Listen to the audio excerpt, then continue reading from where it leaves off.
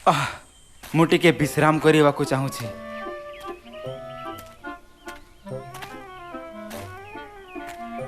ଓଃ, ସେଠାରେ ଏକ ପଥର ଅଛି। ମୁଁ କିଛି ସମୟ ପାଇଁ ତାହା ଉପରେ ବସିବି।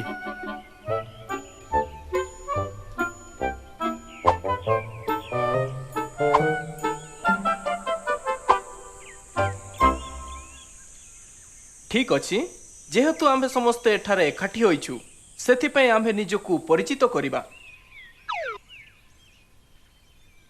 ହଁ ହଁ, ମୁଁ ପ୍ରଥମେ ଦେବି, କାରଣ ମୋ ପାଖରେ 37,000 ଏକରର ଏକ ବଡ଼ ଜମି ଅଛି।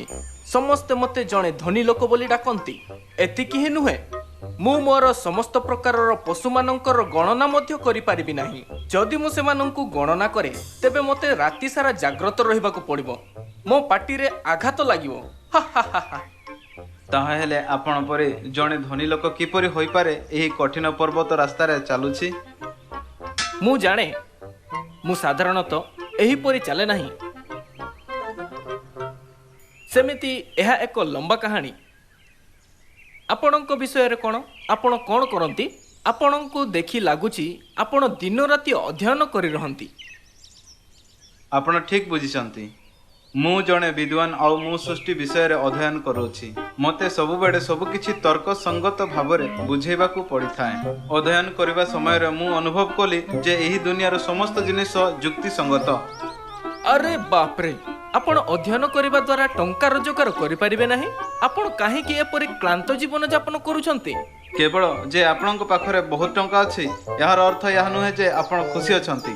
ଆରେ, ଆପଣ କ'ଣ କହୁଛନ୍ତି? କଳ୍ପନା କରନ୍ତୁ, ଆପଣଙ୍କ ପାଖରେ ବର୍ତ୍ତମାନ କିଛି ଟଙ୍କା ନାହିଁ। ଆପଣଙ୍କୁ କ'ଣ ଲାଗୁଛି ଯେ ଆପଣ ଭୋକିଲା ରହିକି ମଧ୍ୟ ଅଧ୍ୟୟନ କରିପାରିବେ? ଟଙ୍କା ଆମ୍ଭମାନଙ୍କ ଜୀବନରେ ସର୍ବୋତ୍ତମ ଜିନିଷ, ଏହା ହିଁ ସତ୍ୟ। ଠିକ୍ ଅଛି, ମୋ ଦୃଷ୍ଟିରେ ଜଣେ ଭୋକିଲା ସୁକ୍ରାତ ଏକ ପେଟ ପୂରା ଘୁଷୁରି ଅପେକ୍ଷା ଭଲ। କ'ଣ? ଆପଣ କ'ଣ କହିଲେ?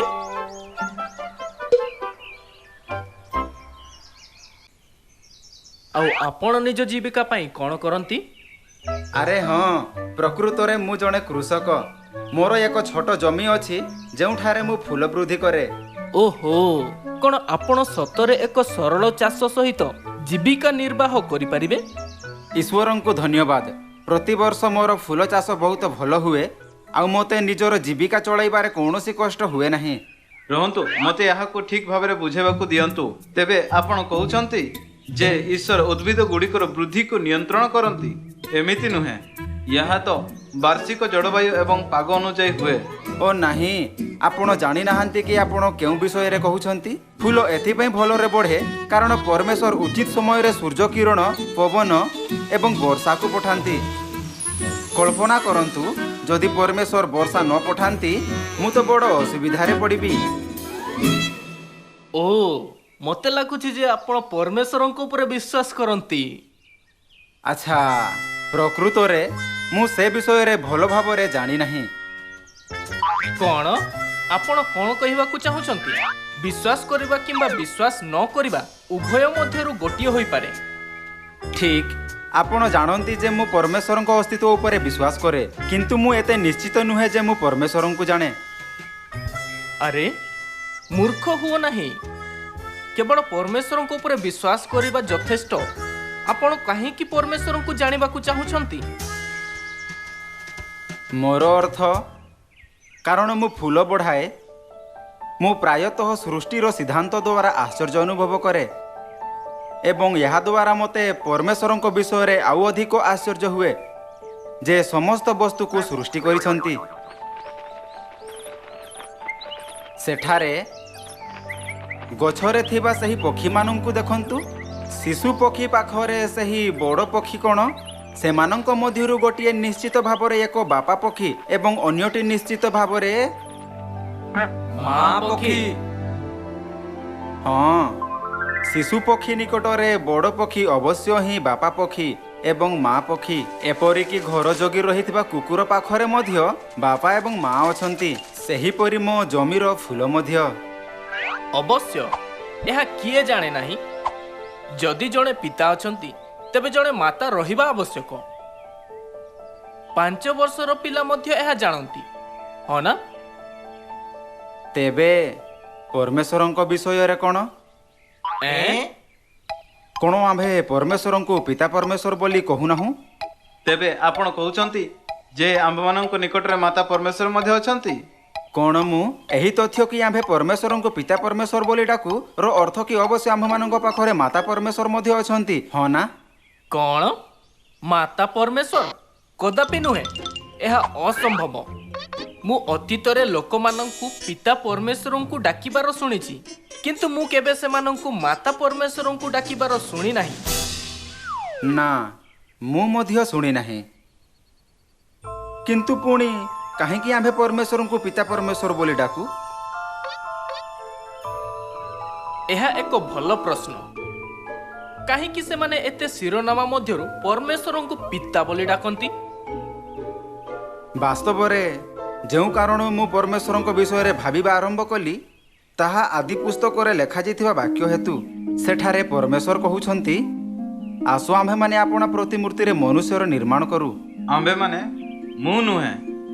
ହଁ, ପରମେଶ୍ୱର ନିଶ୍ଚିତ ଭାବରେ କହିଲେ, ଆସ ଆମ୍ଭେମାନେ। ସେଠାରେ ଏହା ଲେଖା ଅଛି ଯେ ପରମେଶ୍ୱର ପୁରୁଷ ଓ ସ୍ତ୍ରୀକୁ ପରମେଶ୍ୱରଙ୍କ ପ୍ରତିମୂର୍ତ୍ତିରେ ସୃଷ୍ଟି କଲେ। ଆଦମ ଏବଂ ହବା। ହେଁ, ହଁ। କ'ଣ ପରମେଶ୍ୱରଙ୍କୁ ମୁଁ ଏବଂ ଆମ୍ଭେମାନେ ମଧ୍ୟରେ ପାର୍ଥକ୍ୟ ଜଣା ନାହିଁ? ଆପଣ ଚୁପ୍ ରହିପାରିବେ କି? କିଛି ଏପରି ବିଷୟ ଉପରେ କାହିଁକି ଆପଣ ସମୟ ନଷ୍ଟ କରୁଅଛ ଯାହା ଆପଣଙ୍କୁ ଟଙ୍କା ରୋଜଗାର କରିବାରେ ସାହାଯ୍ୟ କରେ ନାହିଁ? ଓ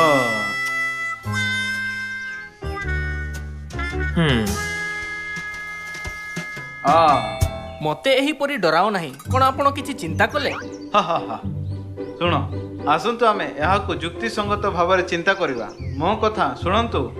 ଯେତେବେଳେ ପରମେଶ୍ୱର ମନୁଷ୍ୟକୁ ଆପଣା ପ୍ରତିମୂର୍ତ୍ତିରେ ସୃଷ୍ଟି କଲେ, ଏଠାରେ ଗୁରୁତ୍ୱପୂର୍ଣ୍ଣ ବିଷୟ ହେଉଛି ପରମେଶ୍ୱରଙ୍କର ପ୍ରତିମୂର୍ତ୍ତିରେ ସୃଷ୍ଟି ହୋଇଥିବା ମନୁଷ୍ୟଙ୍କ ଠାରେ ନିହିତ। ହେ, କୁଣ୍ଠାବୋଧ କରନ୍ତୁ ନାହିଁ ଏବଂ ଏହାକୁ ଶୀଘ୍ର କୁହନ୍ତୁ। ଦୟାକରି କେବଳ ଶୁଣ। ପରମେଶ୍ୱର ମନୁଷ୍ୟଙ୍କୁ ଆପଣା ପ୍ରତିମୂର୍ତ୍ତିରେ ସୃଷ୍ଟି କଲେ, ଏହା ହେଉଛି ମୁଖ୍ୟ ବିଷୟ। ଯେତେବେଳେ ପରମେଶ୍ୱର ଲୋକଙ୍କୁ ଆପଣା ପ୍ରତିମୂର୍ତ୍ତିରେ ସୃଷ୍ଟି କଲେ, ତେବେ ପୁରୁଷ ଏବଂ ସ୍ତ୍ରୀ ସୃଷ୍ଟି କଲେ। ହଁ, ଆଦମ ଏବଂ ହବା। ହଁ, ପରମେଶ୍ୱରଙ୍କର ପ୍ରତିମୂର୍ତ୍ତିରେ ସୃଷ୍ଟି ହୋଇଥିବା ନକଲ ପୁରୁଷ ଏବଂ ସ୍ତ୍ରୀ ଥିଲେ। ତେବେ ପୁଣି ପରମେଶ୍ୱରଙ୍କର ମୂଳ ପ୍ରତିମୂର୍ତ୍ତି ବିଷୟରେ କ'ଣ? ଯଦି ନକଲ ପୁରୁଷ ଓ ସ୍ତ୍ରୀ, ପୁଣି ମୂଳକୁ ପୁରୁଷ ଏବଂ ସ୍ତ୍ରୀ ମଧ୍ୟ ହେବା ଆବଶ୍ୟକ। ବିଲକୁଲ ଠିକ୍। ଏହାର ଅର୍ଥ ପରମେଶ୍ୱରଙ୍କ ନିକଟରେ ଏକ ପୁରୁଷ ପ୍ରତିମୂର୍ତ୍ତି ଏବଂ ସ୍ତ୍ରୀ ପ୍ରତିମୂର୍ତ୍ତି ଅଛି। ଓ, ଆପଣଙ୍କ ଅର୍ଥ ପୁରୁଷ ପ୍ରତିମୂର୍ତ୍ତିର ପରମେଶ୍ୱରଙ୍କ ଦ୍ୱାରା ପୁରୁଷ ସୃଷ୍ଟି କରାଗଲା ଏବଂ ସ୍ତ୍ରୀ ପ୍ରତିମୂର୍ତ୍ତିର ପରମେଶ୍ୱରଙ୍କ ଦ୍ୱାରା ସ୍ତ୍ରୀ ସୃଷ୍ଟି କରାଗଲା। ହଁ। ତେବେ କାରଣ ଆମେ ପୁରୁଷ ପ୍ରତିମୂର୍ତ୍ତିର ପରମେଶ୍ୱରଙ୍କୁ ପିତା ବୋଲି ଡାକିଥାଉ, ସ୍ତ୍ରୀ ପ୍ରତିମୂର୍ତ୍ତିର ପରମେଶ୍ୱରଙ୍କୁ ଅବଶ୍ୟ ମାତା ଡାକିବା ଉଚିତ। ସେଥିପାଇଁ ପରମେଶ୍ୱର କହିଲେ, ଆମ୍ଭେମାନେ ମନୁଷ୍ୟର ନିର୍ମାଣ କରୁ। ବା, ନିରର୍ଥକ। ମାତା ପରମେଶ୍ୱର?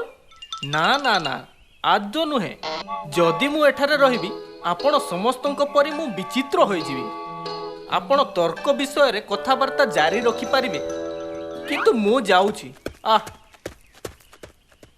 ବା, ନିଶ୍ଚିତ ଭାବରେ ଆମ୍ଭମାନଙ୍କ ପାଖରେ କେବଳ ପିତା ପରମେଶ୍ୱର ନୁହେଁ, କିନ୍ତୁ ମାତା ପରମେଶ୍ୱର ମଧ୍ୟ ଅଛନ୍ତି।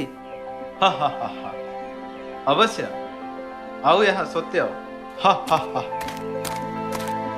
ପୁରୁଷ ଏବଂ ସ୍ତ୍ରୀ ପରମେଶ୍ୱରଙ୍କ ପ୍ରତିମୂର୍ତ୍ତିରେ ସୃଷ୍ଟି ହୋଇଥିଲେ। ତେବେ ପରମେଶ୍ୱର ପୁରୁଷ ପ୍ରତିମୂର୍ତ୍ତିରେ ଅଛନ୍ତି ଏବଂ ସ୍ତ୍ରୀ ପ୍ରତିମୂର୍ତ୍ତିରେ ମଧ୍ୟ, ଅର୍ଥାତ୍ ପିତା ପରମେଶ୍ୱର ଏବଂ ମାତା ପରମେଶ୍ୱର। କ'ଣ ଏହା ଏହିପରି କାମ କରେ? ଏହା ତ କୌତୂହଳପୂର୍ଣ୍ଣ।